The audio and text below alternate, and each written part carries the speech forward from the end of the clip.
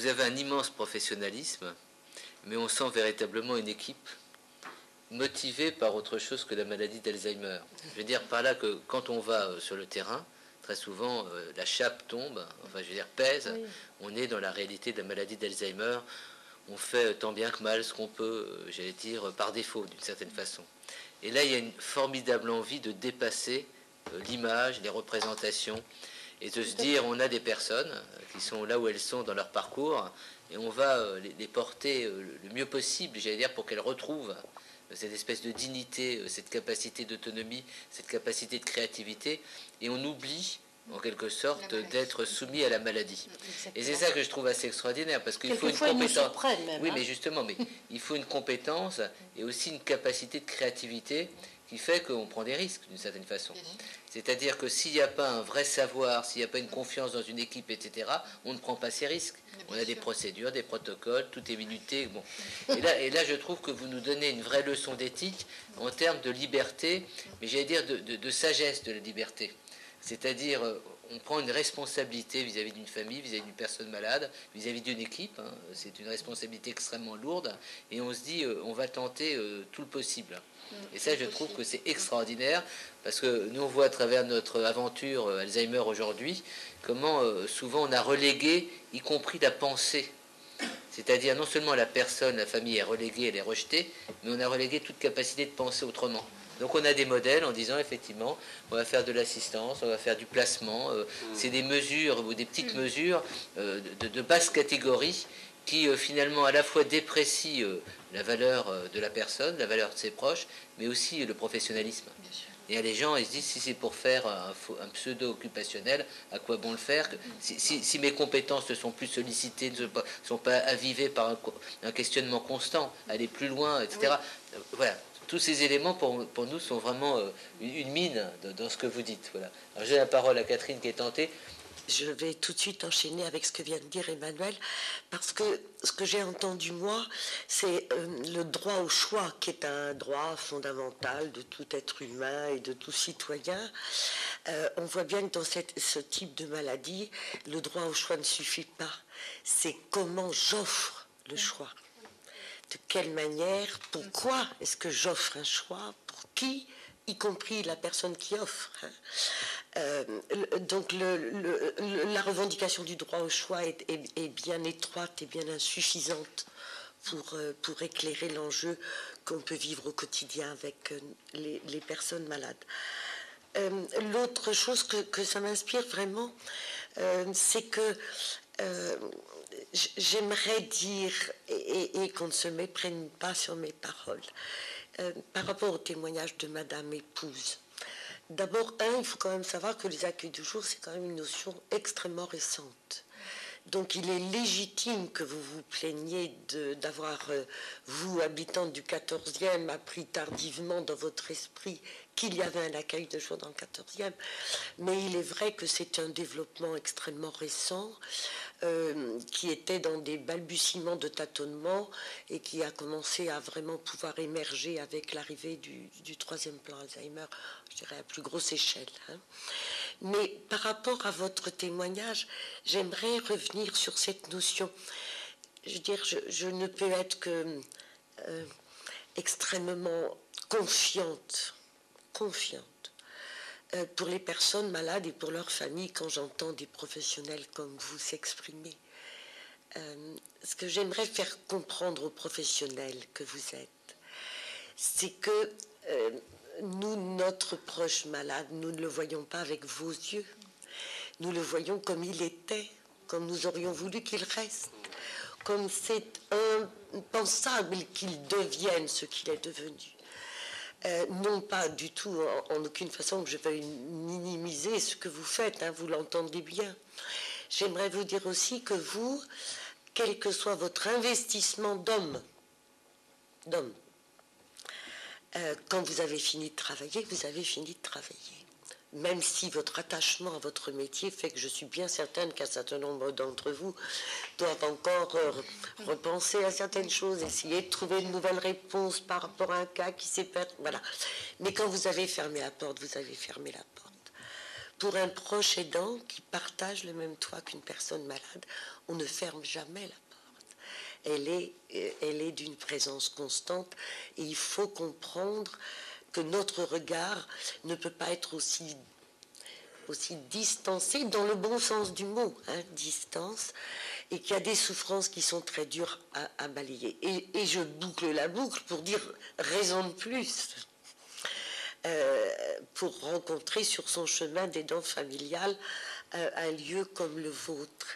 Mais il faut que vous compreniez que votre regard n'est pas le nôtre, que votre engagement n'est pas le nôtre, que votre responsabilité n'est pas la nôtre, et que cette souffrance-là, eh bien, il n'y a qu'avec des gens qui l'ont connue et vécue qu'on peut en profondeur la partager, et à ce moment-là s'ouvrir à vous faire confiance et avoir envie de vous faire confiance. Nous, ce qui nous frappe, c'est des valeurs à la fois d'humanité et de citoyenneté. C'est-à-dire, il y a un enjeu supérieur qui nous dépasse. On se dit c'est une cause commune. Alors c'est vrai que chacun, et ce que dit Catherine est juste, chacun est dans un vécu plus ou moins prégnant, plus ou moins intense, avec des approches qui peuvent être différenciées. Mais ce qui me frappe, et ce qui aussi nous interroge, c'est que effectivement, on partage un certain nombre de valeurs, mais la société est quand même très indifférente à ce qui se joue là. Parce que quand vous dites effectivement la lenteur, en quelque sorte, ou le côté surmédicalisant d'un certain discours, quand vous dénoncez ça, nous, ce qui nous inquiète, c'est le peu de réactivité d'une société par rapport à ces questions des vulnérabilités. Et je vous incite, c'est pas pour faire encore une fois de la promotion sur notre site, puisqu'on n'est pas payé au clic, soyez rassurés, puisqu'on est dans une notion de service public. Mais hier, on a organisé au ministère de la Santé une très belle rencontre sur justement la question des vulnérabilités et des dépendances.